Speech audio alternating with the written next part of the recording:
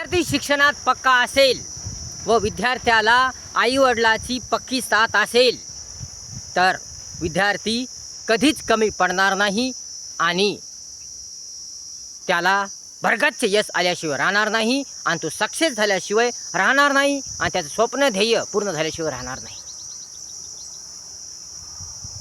विद्यार्थी जर शिक्षणात पक्का असेल, शिक्षणामध्ये पक्का असेल, चांगला अभ्यास करत असेल, मन लावून अभ्यास करत असेल, ध्यान लावून अभ्यास करत असेल, वाचन लिखाण सराव मनन चिंतन करत असेल, एका मिनिटाचा उपयोग घेत असेल, वेळ वाया घालत नसेल, शिस्तता ठेवत असेल, आवडीने गोडीने आत्मविश्वासाने जिद्दीने चिकाटीने इच्छा तयारीने ध्येय ध्यासाने अभ्यास करत असेल, तळमळ धडपडीने अभ्यास करत असेल, सर्व प्रकारचा अभ्यास करत असेल, म्हणजे तो शिक्षणात जर पक्का असेल आणि त्याला जर आईवडिलाची साथ असेल, त्याच्या आईवडिलाची जर साथ असेल, पक्की साथ असेल, मार्गदर्शन असेल, चांगलं मार्गदर्शन असेल, तर लेकरू कुठंच कमी पडणार नाही, कुठंच कमी पडत नाही आणि त्याला भरगच्च यश आल्याशिवाय राहत नाही आणि तो यशाच्या टोकावर पोचल्याशिवाय राहत नाही आणि त्या स्वप्न ध्येय पूर्ण झाल्याशिवाय राहत नाही. म्हणून विद्यार्थी शिक्षणात पक्का पाहिजे. विद्यार्थ्यांनी चांगला अभ्यास केला पाहिजे, विद्यार्थ्यांनी मन लावून अभ्यास केला पाहिजे, ध्यान लावून अभ्यास केला पाहिजे. त्याला आपल्या जीवनाचं हित कळालं पाहिजे. अभ्यास का करायचा, कशामुळं करायचा, का शिकायचं, कशामुळे शिकायचं, काय शिकायचं हे त्याला कळालं पाहिजे, त्याने जाणलं पाहिजे. अभ्यास करणं म्हणजे टाईमपास करणं नव्हे, शिक्षण शिकणे म्हणजे टाईमपास करणं नव्हे, या वेळ वाया घालणे नव्हे, या मस्ती मोज करणं नव्हे, या धिंगाणा करणं नव्हे, या नकली शिक्षण घेणे नव्हे, या पैसा वाटोळ करणे नव्हे. तर शिक्षण शिकणं म्हणजे स्वतःला सुधारणे, स्वतःचं जीवन सुधारणे, स्वतःचं जीवन रंगीबेरंगी बनवणे, स्वतःचं जीवन छान छान बनवणे, स्वतःच्या जीवनाला आकार देणे, स्थैर्य प्राप्त करणे, स्वतःचं जीवन झकपक करणे, आनंदी करणे.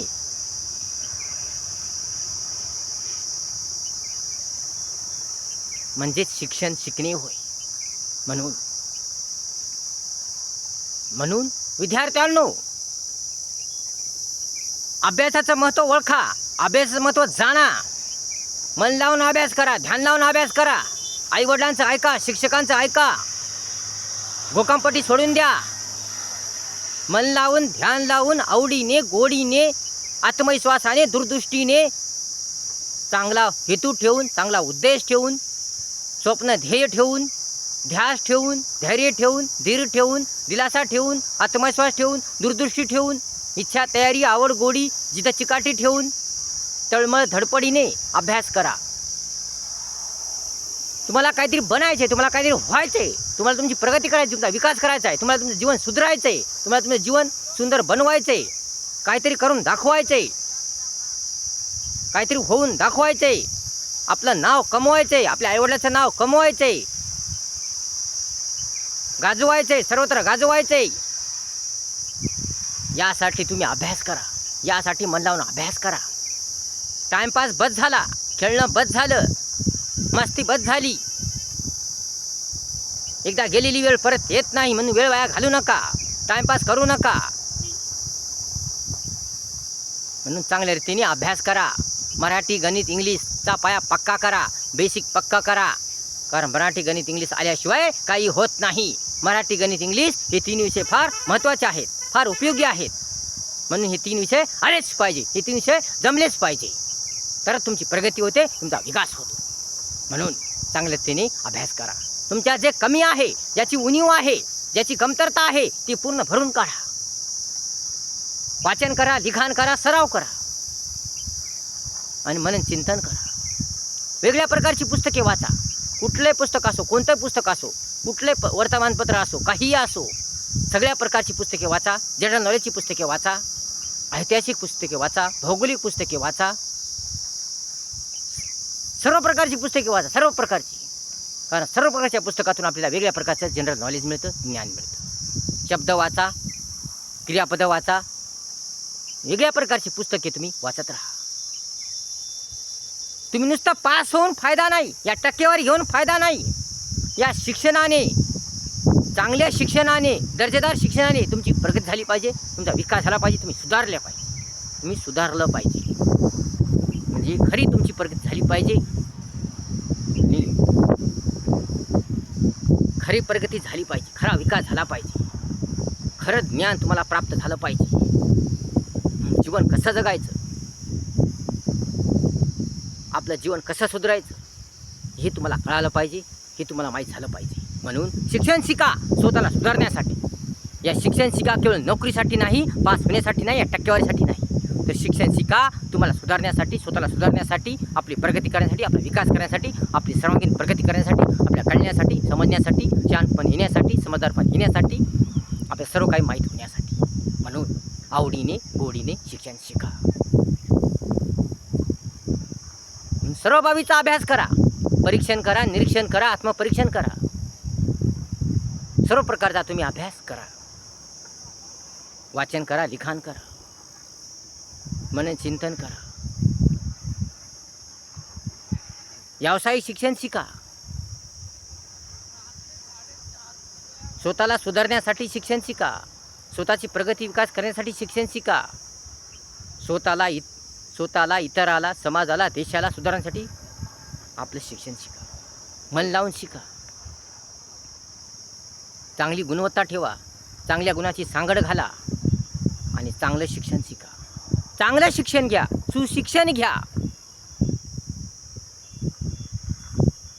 म्हणून कसं बोलावं, कसं वागावं, काय बोलावं, कुठं कोणता शब्द वापरावा, वाईट कोणतं, चांगलं कोणतं, योग्य कोणतं, अयोग्य कोणतं, जीवन कसं जगावं, प्रगती कशी करावी, विकास कसा करावा, हे सर्व काही तुम्हाला कळाले पाहिजे, हे सर्व काही तुम्हाला समजलं पाहिजे, या सर्व प्रकारची जाण झाली पाहिजे. म्हणून अशा प्रकारचा तुम्ही अभ्यास करा. म्हणजे असा अभ्यास करा की जेणेकरून तुम्हाला सर्व काही माहीत होईल, सर्व काही समजेल. म्हणून चांगल्या रीतीने तुम्ही अभ्यास करा, मन लावून अभ्यास करा, चित्त लावून अभ्यास करा. हीच वेळ आहे, ही संधी आहे. एकदा संधी गेली, एकदा वेळ गेली की परत येत नाही. म्हणून या संधीचा, या वेळेचा चांगला फायदा घ्या आणि चांगल्या रीतीने अभ्यास करा, दर्जेदार रीतीने अभ्यास करा आणि तुमचं जीवन सुधारा. म्हणून विद्यार्थ्यांनो, चांगला अभ्यास करा, मन लावून अभ्यास करा, प्रगती करा, विकास करा.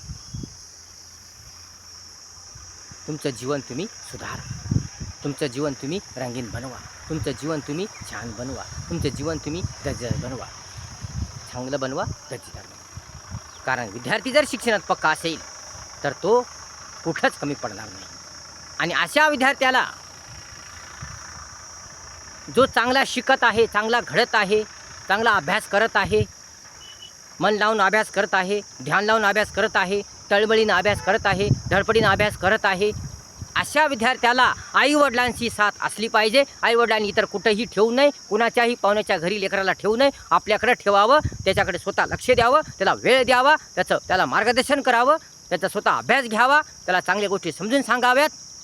वडिलाचं कर्तव्य आहे, आईचं कर्तव्य आहे, त्याला वेळ द्यावा. आईवडिलांनी दोघांनी मोबाईलमध्ये वेळ न घालवता, इतर टाईमपास न करता, टी व्ही मोबाईलमध्ये वेळ न घालवता, इतर टाईमपास न करता, इतर कामात बिझी न राहता लेकराकडे 2 तास तरी वेळ द्यायला पाहिजे.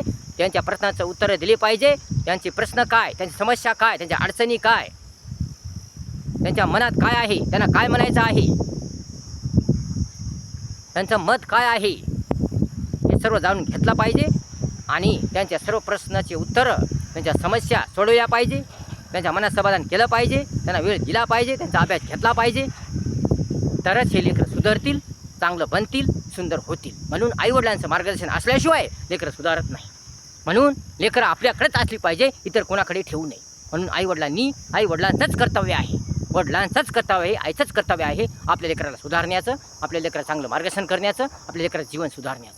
म्हणून आईवडिलांनीसुद्धा अशा लेकराकडे लक्ष द्यावे. जर आपला लेकरू होतकरू असेल, अभ्यास करणारा असेल, तर अशा लेकराकडे लक्ष देणे आवश्यक आहे, कंपल्सरी आवश्यक आहे. आणि ज्या लेकराला अभ्यासाची आवड नाही, त्या लेकराला अभ्यासाची आवड निर्माण करणं हे सुद्धा आईवडिलाचं कर्तव्य आहे. म्हणून आईवडिलांनी विद्यार्थ्याला अभ्यासाची आवड निर्माण करून द्यावी. त्याला अभ्यासाचं महत्त्व समजून सांगावं, जीवनाचं महत्त्व समजून सांगावं, प्रत्येक बाबीचं महत्त्व समजून सांगावं, चांगलं वळण लावावं, शिस्त लावावी, संस्कार लावावेत. लहानपणापासून चांगली वळण, शिस्त, संस्कार लावावे. म्हणून आईवडिलाचं कर्तव्य आहे आपल्या लेकराकडे लक्ष देणे, त्यांना वेळ देणे, त्यांचा अभ्यास घेणे, तरच लेकरू सुधारेल. म्हणून विद्यार्थी जर शिक्षणात पक्का असेल आणि त्याला आईवडिलाची जर पक्की साथ असेल तरच लेकराची प्रगती होते, विकास होतो, त्याला भरगाचे यश मिळते. हेच खरं आहे, हेच सत्य आहे. व्हिडिओ जर आवडला असेल तर लाईक करा, शेअर करा, कमेंट्स करा आणि आपल्या चॅनलला सबस्क्राईब करायला विसरू नका. धन्यवाद.